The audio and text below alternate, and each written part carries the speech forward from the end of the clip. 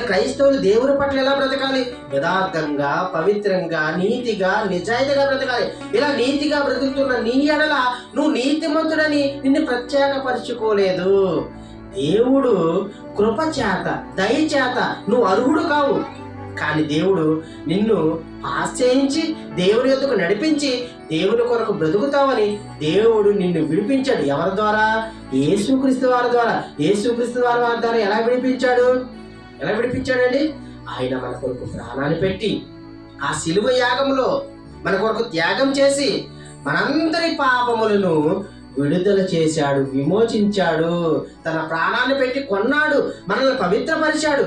ఇంతగా పవిత్రపరిచిన తర్వాత క్రైస్తవులైన ప్రతి ఒక్కరు కూడా పరిశుద్ధంగా జీవించాలి, పవిత్రంగా బ్రతకాలి. బ్రతుకులో పరిశుద్ధత లేదండి, వస్త్రాల్లో పరిశుద్ధత ఉంది. వస్త్రాలు తెల్ల వేసుకుంటే పరిశుద్ధులు కాదండి. ఇదిగో నీ బ్రతుకు జీవిత కాలంలో నీకు ఇచ్చిన ఆయుష్ కాలంలో పవిత్రంగా బ్రతుకుతున్నావా? పరిశుద్ధంగా జీవిస్తున్నావా? యథార్థంగా బ్రతుకుతున్నావా? ఒకసారి చూసుకో. క్రైస్తవురాలా, ఎంతవరకు దేవుని ఎదుట నమ్మకంగా ఉంటున్నావు? ఎంతవరకు దేవుని కొరకు యథార్థంగా బ్రతుకుతున్నావు? ఇవేమీ లేనప్పుడు నువ్వు నిజమైన క్రైస్తవుడివా, నిజమైన క్రైస్తవురాలువా? ఆలోచించండి. కాబట్టి క్రైస్తవులైన ప్రతి ఒక్కరు కూడా మీరు ఏదో గొప్పవారని దేవుడు విమోచించాడా అనుకుంటే కాదండి.